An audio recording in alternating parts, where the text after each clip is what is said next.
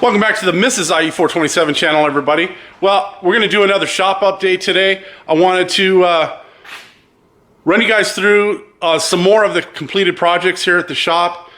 We do have another project car here in the shop that I'll show you in just a few seconds.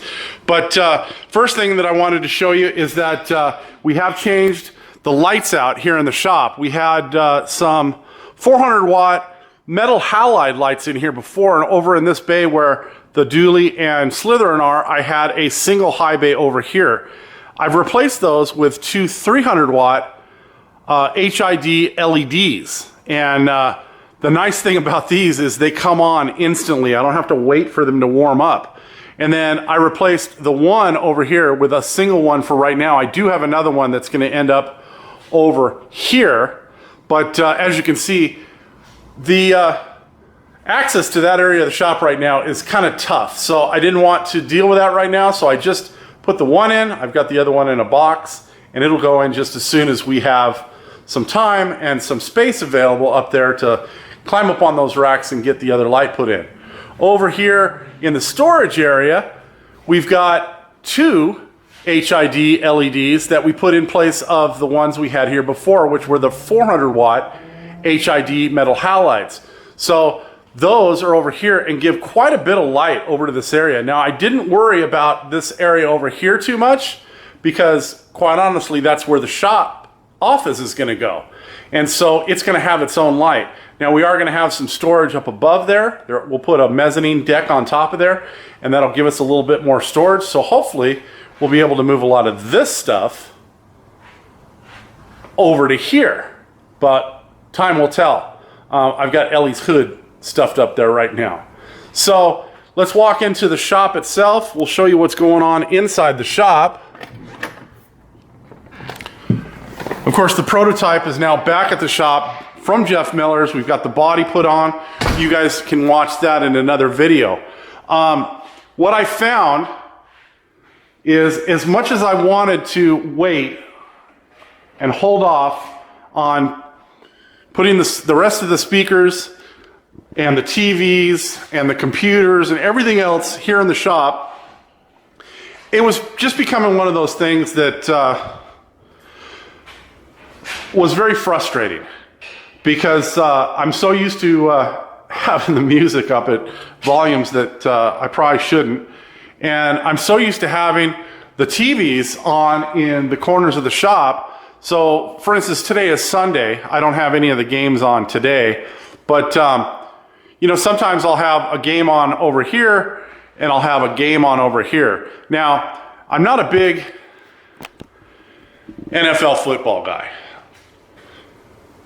I love my sports. I love baseball. I love Major League Baseball. So anyways, I've got the two TVs up in the corners here and there. I'm actually going to have the security system wired in to this TV so that I can not only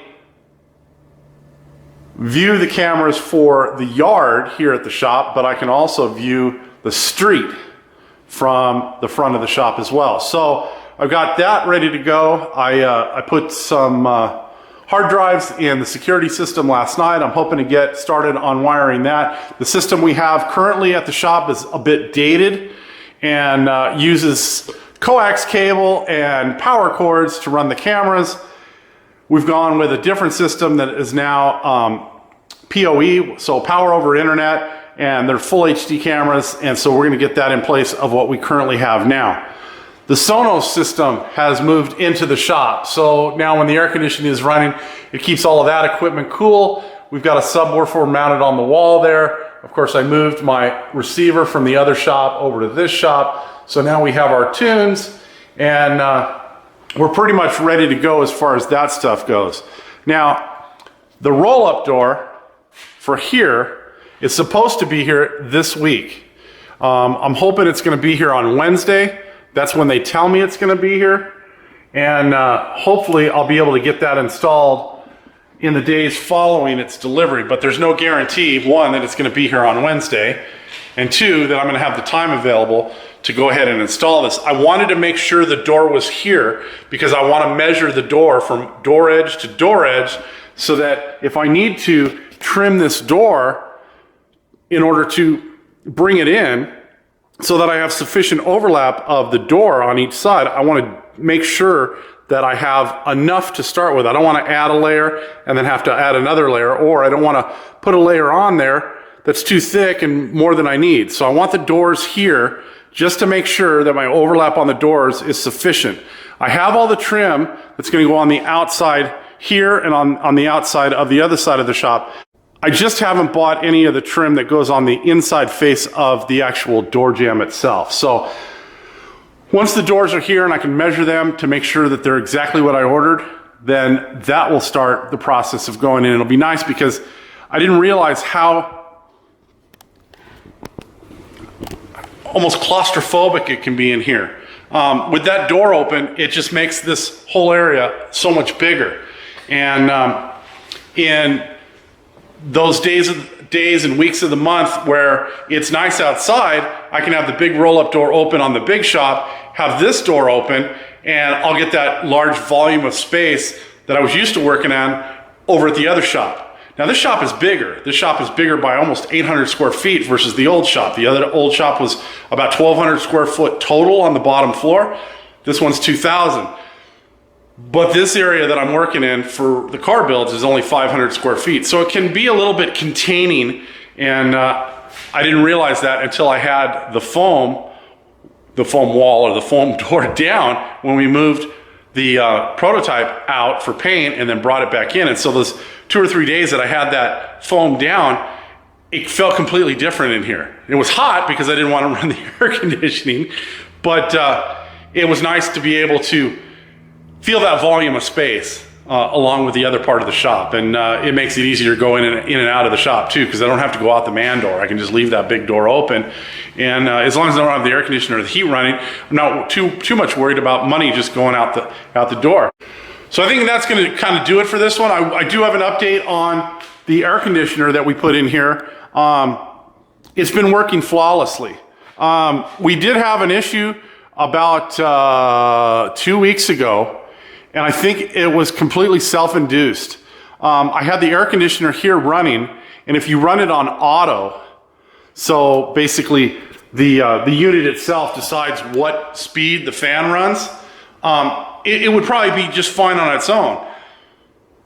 But I had the big drum fan over on the other corner of the shop running, and so air was just moving around the shop. And I think what happened is all that extra movement across the fins caused the coil over here to heat up. And it was hot that day too. So I turned the drum fan off, and then 20 minutes later, without doing anything, the icing on the coil melted, and it's worked fine ever since. So I'm very careful now about running that drum fan when I don't have the fan up higher, or I've got it on auto so that it's kind of self-choosing its own speed. So if I run the fan speed higher where there's enough airflow going across it, it's fine. But if I start inducing more airflow with the drum fan, things get a little hairy in here. So I think that's going to do it for today. The next update will probably be when I'm doing the garage door for the shop here. The spring mechanism on this door is completely different than what we're used to. You know, the wrap springs like we've used for years and years, there's a torsional spring, but it's contained within part of the drive assembly. And so this will be the first time I've ever installed one of these, but we'll see. I don't think it's going to be a step-by-step, but you know, I'll walk you through some of the stuff and maybe what to look out for if you decide to tackle a door installation for a garage door on your own. If you're enjoying the content here, we'd appreciate it if you do the like, the share, the subscribe, all that kind of stuff. We'll see you next time. Have a great day.